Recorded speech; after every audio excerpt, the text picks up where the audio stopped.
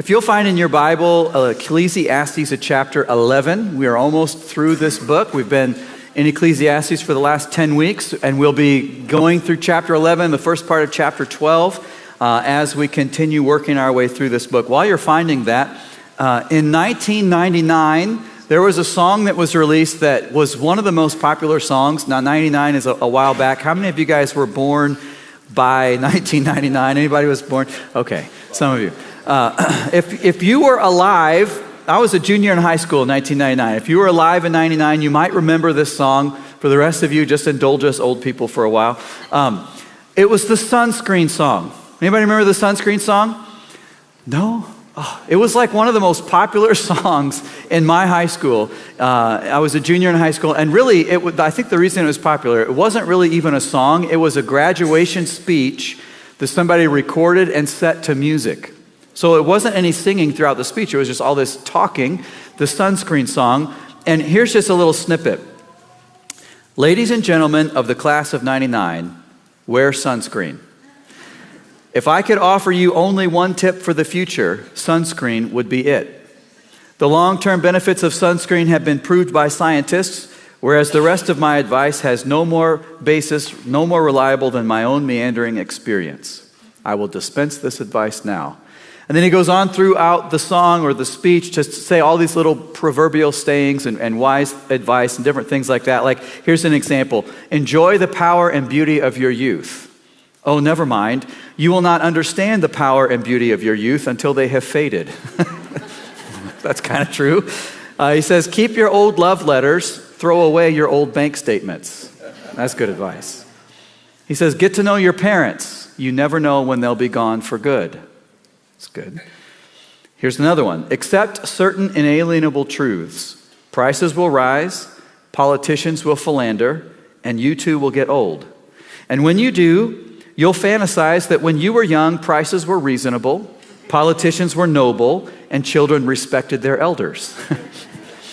He's got all these little axioms and sayings throughout the speech, throughout the song, and then he closes it by saying, be careful whose advice you buy, but trust me on the sunscreen. It's the Sunscreen song. If you haven't heard it, go look it up. Not right now, wait till the sermon's over, but look it up later today. It's a pretty clever song. The reason that I'm asking you about this or telling you about this is because I want to know, whose advice are you buying? He says to be careful whose advice you buy. Well, where do we look for wisdom in life? What is the source of truth? Where do you find your truth in life? And what is the lens through which you see the world? Where do you get the wisdom by which you understand all the rest of reality? What is really real? What is good? What is the good life? How do you answer those questions? And where does the answer to those questions come from? Where do you find it? Whose advice are you buying? A few years ago, I had a meeting with an older retired pastor, and I was seeking advice and wisdom on how to shepherd my flock. And he started by saying, listen, free advice is worth what you pay for it. Then he gave me a whole bunch of advice. It was really good advice, and it was free. But where do we get our advice? Where do we get our wisdom? In Ecclesiastes chapter 11, Solomon gives something of a graduation speech. You kind of imagine it, read it through that lens. If we think about it, Solomon most likely wrote the book of Ecclesiastes as he was coming to the end of his life. After he had explored all these different avenues seeking happiness in life, after he had tried everything under the sun, after he'd experimented with everything, and he'd made a lot of mistakes in life, he'd messed up in a lot of ways, and he comes kind of to the end of his life, and he's writing Ecclesiastes, and he's sort of speaking to his younger self. If I could give my younger me some advice, what would I say? Solomon's looking out at the young men who are growing up around him, and he's saying, listen, here is some wisdom and advice coming from an older guy that's been through some things, that's experienced some things, that's learned some things. It's kind of a graduation speech. And there's a lot in chapter 11.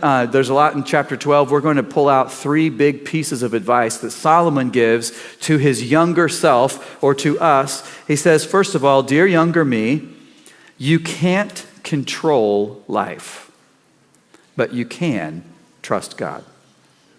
This is wise advice. Life is outside of your ability to control. but you can find trust in God. That's what he's talking about, the first part of chapter 11. Look at verse 1. Cast your bread upon the waters, for you will find it after many days. Give a portion to 7 or even to 8, for you know not what disaster may happen on earth. If the clouds are full of rain, they empty themselves on the earth. And if a tree falls to the north or to the south, in the place where the tree falls, there will it lie. He who observes the wind will not sow, and he who regards the clouds will not reap. As you do not know the way the Spirit comes to the bones in the womb of a woman with child, so you do not know the work of God who makes everything. In the morning sow your seed, and at evening withhold not your hand, for you do not know which will prosper, this or that, or whether both alike will be good. And you probably picked up several times in those verses, he says, you do not know, you do not know, you do not know. We don't know what is ahead in life. We can't control what happens in life. Most of life is outside of our ability to know or control. Clouds rain when they're full of water. We can't do anything about that. We can't put water in the clouds. We can't make the clouds not rain. They rain when they rain. Trees fall. Whichever direction the tree falls is the direction that it falls. Wherever it falls, it lies there. We can't change it. We can't do anything about it. We can't control it. We don't know how babies are knit together in their mother's wombs. We can study it scientifically. We can take all the ultrasound pictures that we want, but we don't really know the process of how God creates a human being, not on the spiritual side. We don't know how crops grow or when drought might come and wipe out the harvest. There are things that are beyond our ability to control. In fact, most of life is outside of our control. And this is advice Solomon's giving to a young person. Look, don't think that you can control the outcomes in life. Most of life is outside of your control. Now, when you realize that, you can either become hyper-controlling. Well, I'm going to try to control everything in life. I'm going to try to manipulate every outcome. I'm going to do everything I can to control the things that I can. Or you could become paralyzed by fear. I don't know what's going to happen, so I'm not going to do anything. I don't know what choice to make, so I'm not going to make any choice. And Solomon says both of those extremes are foolish. That's not wise. We should reject them both. He says in chapter 11, verse 1, cast your bread upon the waters, for you will find it after many days. He's not talking about when you take your kids to the pond and you throw the Wonder Bread into the water so the ducks can eat it, and whatever the ducks leave, you can get it back. Nobody wants to eat that, right? What he's saying is, if you're a merchant, go ahead and put your grain on the ships to sail across the sea to be traded. Don't be paralyzed by fear and think, well, I don't know if there's going to be a storm on the sea. I don't know if there are going to be good prices on the other side of the sea. I better not do anything. No, he says, the merchant who invests nothing gains nothing. Right? So don't be paralyzed by fear. You can't control life, so go ahead and invest.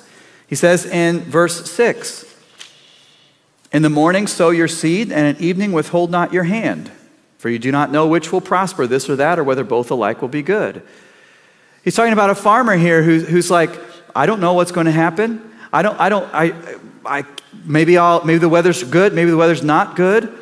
Maybe I'm going to look at the clouds and see if they're right. Maybe I'm going to see if the rain's coming. And if you wait too long to plant your crops, you'll never plant them. The planting season will pass and you won't have a harvest.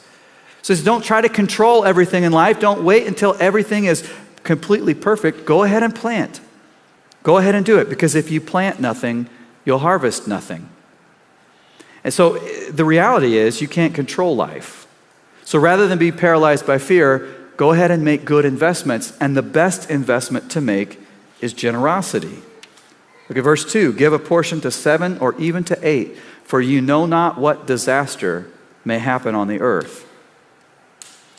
It's possible that Solomon is talking there about when the merchant is putting his grain on the ships, he should diversify, not put all of his grain on one ship, but put it on 7 or even 8 ships, and that'll increase his profitability or likelihood to get a return on his investment. That's a possible interpretation, but I think what Solomon's talking about in verse 2 is generosity.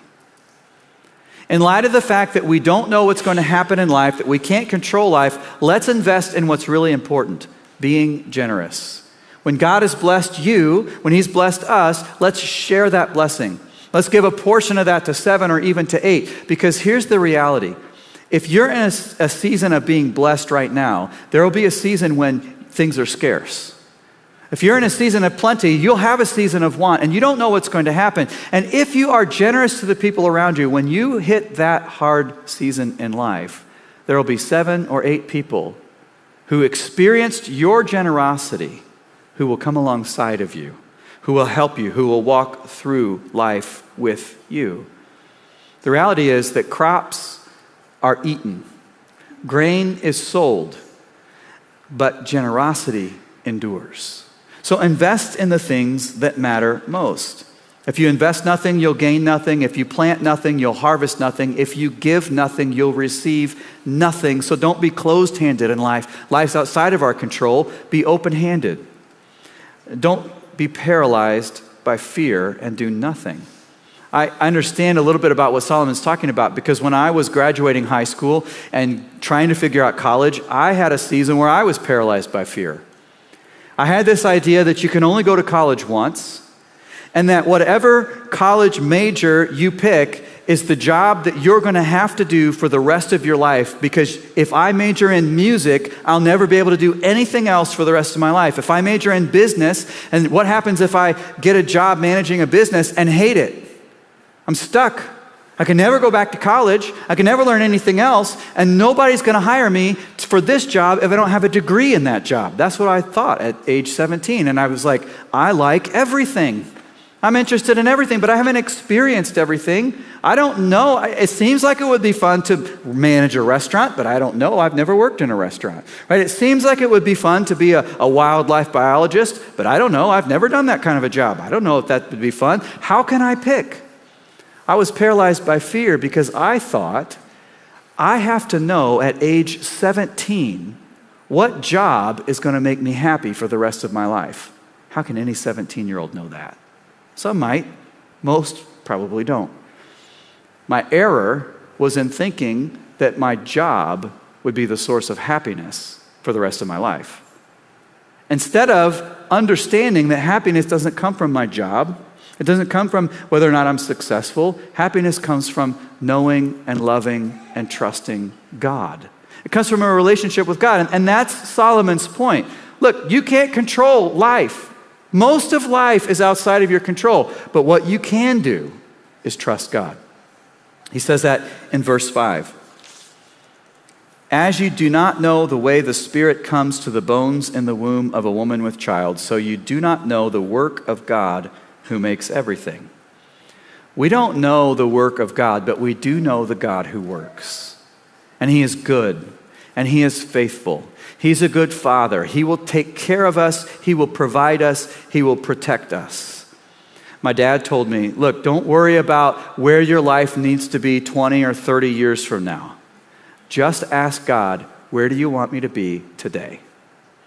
He said, if every day, if you ask God, where do you want me to be today? If you're with God where He wants you today, you'll be with God wherever He wants you 20 years from now, 30 years from now, 40 years from now. Don't worry about trying to control that outcome. Just ask God, what do you have for me today? We can't control life, but we can trust God. That's Solomon's first point of advice. And before we move on to the second point, I need to ask this question. What has God prompted you to do that you've been putting off? Has God put something on your heart and you've been putting it off because the time isn't just quite right?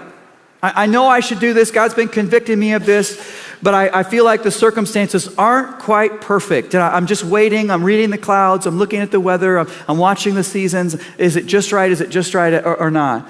I know I should probably reach out to my neighbors and invite them over for dinner and start a friendship that could develop into a gospel opportunity. But I don't know all the Bible. What if they ask me a question that I don't know the answer to?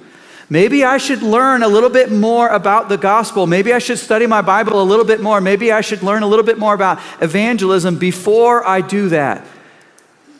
And years go by, 5 years, 10 years, 15 years, we never make that connection.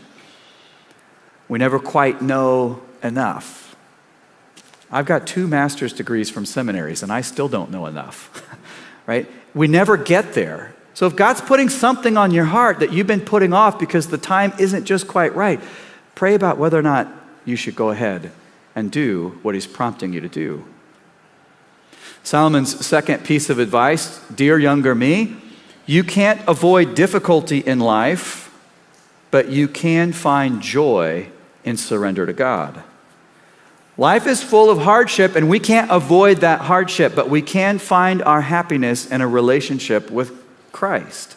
Look at chapter 11, verse 7. Light is sweet, and it is pleasant for the eyes to see the sun. So if a person lives many years, let him rejoice in them all. But let him remember that the days of darkness will be many. All that comes is vanity. Rejoice, O young man, in your youth, and let your heart cheer you in the days of your youth. Walk in the ways of your heart and the sight of your eyes, but know that for all these things God will bring you into judgment. Remove vexation from your heart and put away pain from your body, for youth and the dawn of life are vanity. Not very hopeful words. Basically what he's saying is, look, even if you live a long time, remember this, the days of darkness will be many. Life is going to have difficulty and hardness. But don't let the darkness keep you from enjoying the light. There are hard times in life and there are good times in life. There are days ahead that will be dark. So if the sun is shining now, enjoy it. Light is pleasant, it's sweet, it's pleasant for your eyes to see the sun. Don't let the reality of darkness ahead keep you from enjoying the joy that God gives now. Don't let the certainty of death steal you from enjoying life. Right? Chances are, everybody in this room is you're either coming out of a season of darkness, or you're in the midst of a season of darkness, or you're headed into a season of darkness. That's just the world that we live in, and we can't avoid it. But what we can do is find joy in our relationship with God. We don't have to let the darkness steal our joy, and we shouldn't fixate on the darkness or on the negatives or on the challenges in life. Look at verse 10. He says, remove vexation from your heart and put away pain from your body, for youth and the dawn of life are vanity. He's not saying to pretend like everything's okay when it's not. That's not what he's saying. That's not wise. If you're in the midst of a dark season, be willing to acknowledge and admit that. But don't fixate on it. Don't allow it to fester and stew. Look at how hard it is. Look at how much I'm sick. I don't feel good. Everything's bad. Everything's bad. Everything's bad. Don't sit there and stew in what's dark or what's hard or what's painful. Acknowledge it and then move on. We came from Wisconsin, and in Wisconsin, it's the dairy state. There are a lot of dairy farms. There are a lot of dairy cows. And cows do something, and other kinds of livestock do as well, but cows do something called ruminate. And when you're talking about ruminating and cows, you're not talking about how cows sit and think about all the wise things in life. That's not what we're talking about. Cows have 4 stomachs. If you know this, but you don't know this, whatever. Cows have 4 stomachs. And so what they do is they'll eat grass, and it goes into the first stomach, and it gets kind of, starts to get processed, and then they puke it back up. And they chew it. It's called chewing the cud. That's called ruminating. And they'll sit down and whatever was in their stomach, they come back up in their mouth and they'll chew it, and then it'll go down into their second stomach, and then it'll puke it back up, and they'll chew it, and then it'll go down to their third stomach, and then they'll throw it back up in their mouth, and they'll chew it, and then it'll go down to their fourth stomach, and finally out the other end. That's called ruminating. What Solomon's saying is, when we ruminate on the negative things in life, it's literally like puke in your mouth. Don't do it. It's not good. It's not enjoyable. That's not the way to happiness. Let it go. Acknowledge it. It's hard, but move on. Don't fixate on it. Don't ruminate on it. Bad things are going to happen. We can't avoid them. Not all of them. Let's not ruminate on them. Instead, let's find joy. That's what he commends in verse 9. Rejoice, O young man, in your youth, and let your heart cheer you in the days of your youth. Walk in the ways of your heart and the sight of your eyes. But know that for all these things, God will bring you into judgment. Now, he's not saying if you have too much fun, God's going to hit you on the head with a hammer. He's not saying God doesn't want you to have fun in life, so don't have too much fun, or God's going to kick you in the butt. That's not what he's saying. What he's saying is true happiness in life comes from living life the way God designed it to be lived. Enjoy the blessing that God gives you. Enjoy what your eyes see and what your heart desires, but do it in a way that is honoring to God, that surrenders to God's plan and God's design. When we step outside of God's plan and we say, well, I'm going to live my life in a self-indulgent way, I'm going to get all the things that I want for myself, then we run into judgment. That's not where happiness is found. Happiness is found within God's framework for life. It's enjoying life the way God designed life to be enjoyed. It's surrendering our will to Him. Rejoice in Him. Find joy in a relationship with our Heavenly Father. We can't avoid difficulty in life, but we can find joy in God. The third piece of advice that Solomon gives, he says, "Dear younger me, you can't make life longer, but you can remember your Creator now." Right? Life is short. It's unpredictable. You don't know what's going to happen. You can't do anything to extend it, but you can remember God. You can serve God. You can follow God now while you have the chance. That's what he's talking about the first part of chapter 12. Look at verse 1. "Remember also your Creator and the days of your youth, before the evil days come and the years draw near, of which you will say, 'I have no pleasure in them.' Before the sun and the light and the moon and the stars are darkened and the clouds return after the rain, in the day when the keepers of the house tremble and the strong men are bent, and the grinders cease because they are few. And those who look through the windows are dimmed, and the doors on the street are shut. When the sound of the grinding is low, and one rises up at the sound of a bird, and all the daughters of song are brought low. They are afraid also of what is high, and terrors are in the way. The almond tree blossoms, and the grasshopper drags itself along, and desire fails, because man is going to his eternal home. And the mourners go about the streets. Before the silver cord is snapped, or the golden bowl is broken, or the pitcher is shattered at the fountain, or the wheel broken at the cistern. And the dust returns to the earth as it was, and the spirit returns to the God who gave it. Vanity of vanities, says the preacher, all is vanity." You might be reading that and saying, what in the world is he talking about? Almond blossoms and grasshoppers and grinders ceasing? Like, what is he? This is actually a poem. And it's a very creative way of describing in somewhat grim detail the process of getting older, of aging. Aging is not for the faint of heart. And Solomon uses all these metaphors. It's pretty creative. You know, he says, in the days when the keepers of the house tremble. Well, that's your hands. They do the housework. And as we get older, our hands can shake, and they're not as strong as they used to be. The strong men are bent. You think about your shoulders and your back being stooped with age as you get older. The grinders cease because they are few. As we get older, we lose our teeth. We're not grinding up our food because we don't have any teeth to grind them with. Those who look through the windows are dimmed. It's our eyesight. As we get older, our eyes don't see as well as they used to. Verse 4, all the doors on the street are shut when the sound of the grinding is low, and one rises up at the sound of a bird, and all the daughters of the song are brought low. What he's talking about there is oftentimes as you age, you wake up earlier. Not because you set your alarm, just because you wake up earlier. Before the grinding of the workday starts, when all the rest of the people who have their doors closed because they're still asleep, you're awake. And you think, well, at least the birds are singing early in the morning, right? Well, the irony is, as you get older, your hearing goes. So you wake up early enough to hear the bird song, but you don't have good enough hearing to enjoy it. It's ironic. He says they're afraid also of what is high, and terrors are in the way.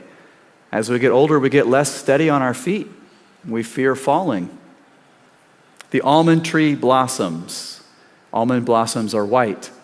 As we age, our hair turns white or falls out. The grasshopper drags itself along. We lose that spring in our step as we age. And desire fails. And I'll just say, in today's world, we have a little blue pill for that. We'll leave it at that. All this happens because man is going to his eternal home, and mourners go about in the streets. And then in verse 6, he's talking about golden bowls being broken and pitchers being shattered and all these things. And those are pictures of drawing water out of a well. Water is a sign of life, a symbol of life. And what he's saying is, as we age, the water of our life leaks out and eventually dries up. The dust returns to the earth as it was. Our bodies were made out of dust. They decompose back into dust. And the spirit returns to the God who gave it. Vanity of vanities. All is vanity, right? The reality is this: we're all going to die. We're all going to get older. We can't avoid this. If you live long enough, these things will happen to you. That's what Solomon's saying. So what do? Verse 1, remember your Creator in the days of your youth. Don't say, I'll get serious about my faith when I get older. I hear this all the time. Yeah, I know I should go to church or whatever, but I'm young. You only get to live life once. I'll get serious about my faith when I get older. Well, the reality is you might not get older. None of us are promised tomorrow.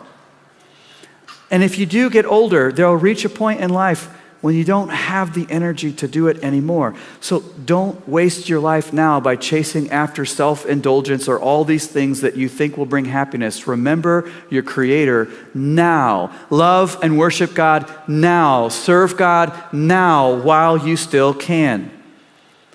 The certainty of death should make us pause and think about the priorities of life. What are the most important things in life? What is it that really matters in life? We do only have one life to live under the sun. So how am I living it in a way that really matters, in a way that makes a difference? What are our priorities? Well, I was thinking about this week in our Thursday morning men's Bible study. Somebody shared this statistic. It was pretty impactful. He said, your kids have a 0.16% chance of becoming a professional athlete and a 100% chance of standing before God on Judgment Day. What's more important? Am I saying don't play ball? No, that's not what I'm saying. Play ball. Enjoy it. It's a blessing from God. But don't forget about your Creator. As parents, we should teach our children what is really important in life. Be in band, be in choir, play ball, do the theater, whatever it is. Enjoy those things while you have the opportunity, but don't forget about God. Don't put God on the back shelf and say, well, I need to get through this tournament. I'll think about God when I'm older. Don't lead our kids to do that. Don't do that ourselves. Most of life is outside of our control. So trust God. Life is filled with difficulty and hardship. So find our joy and surrender to God. And understand that death is a reality and we can't extend our lives. So let's remember our Creator while we can. I think the Apostle Paul may have had Ecclesiastes 11 and 12 in mind when he wrote these words from Ephesians chapter 5, verse 15. Look carefully then how you walk, not as unwise, but as wise, making the best use of the time, because the days are evil. Therefore do not be foolish, but understand what the will of the Lord is.